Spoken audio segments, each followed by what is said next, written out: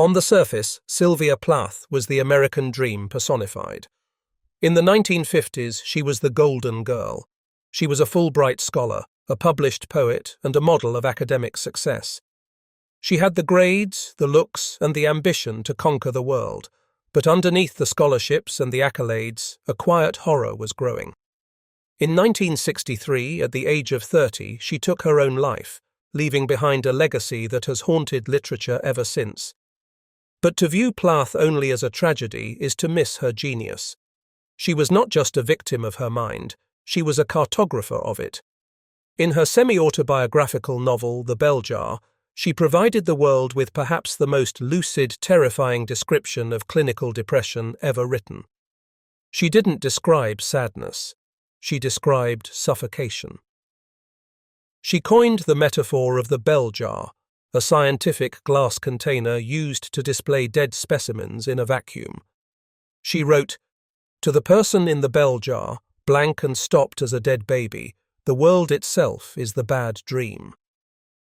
This is the psychology we are analysing today, not the sadness of a bad day, but the hermetic seal of a mind that has cut itself off from the oxygen of life. Plath teaches us that depression is not always a reaction to trauma. Sometimes it is a reaction to the sheer, crushing weight of having to be a person. The central psychological concept of Plath's work is the paralysis of choice, famously illustrated by the metaphor of the fig tree.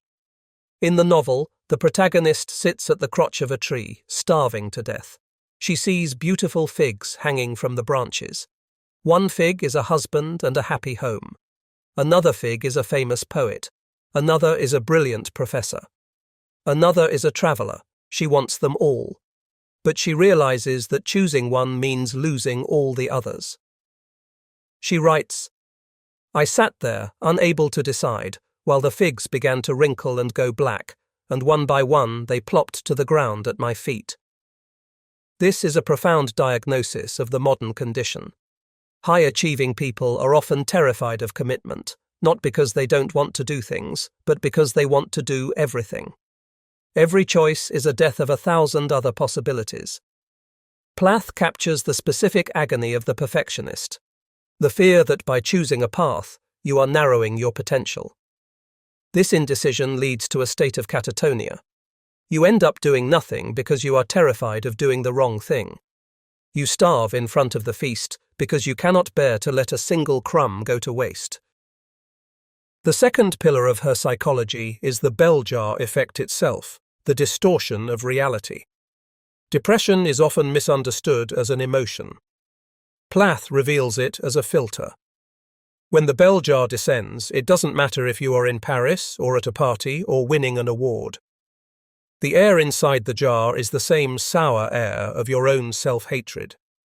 This challenges the motivationairy idea that we can fix our internal state by changing our external circumstances. Plath travelled, she won prizes, she married, she had children. None of it lifted the jar. This is the geographical cure fallacy, the belief that if I just move to a new city or get a new job, I will be happy. Plath teaches us the terrifying truth.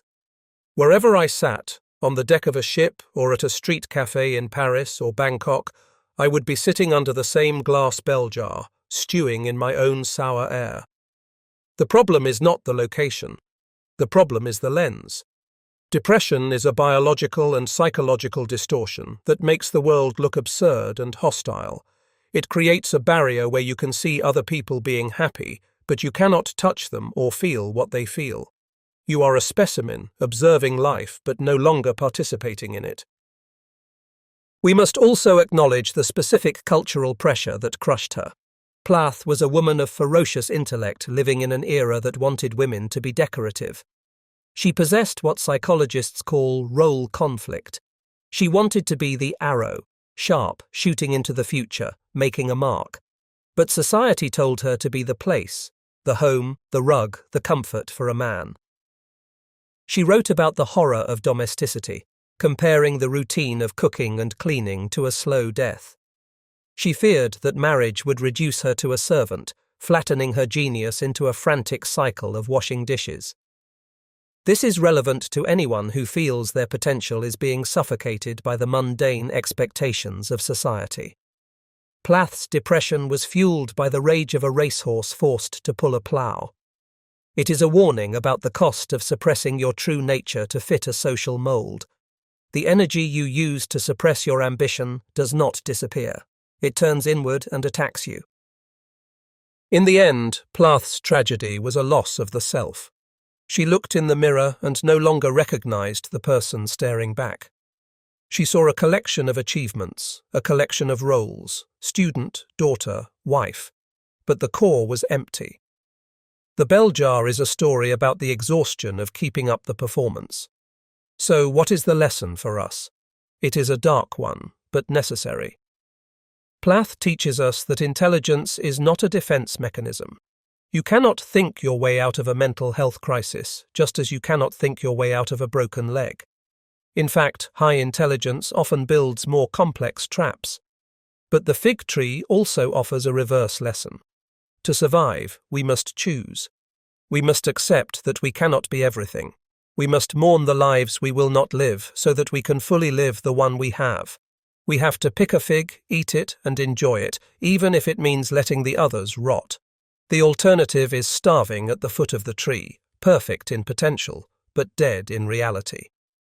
Sylvia Plath left us a map of the darkness so that we might recognize it when we see it, and perhaps find the courage to break the glass.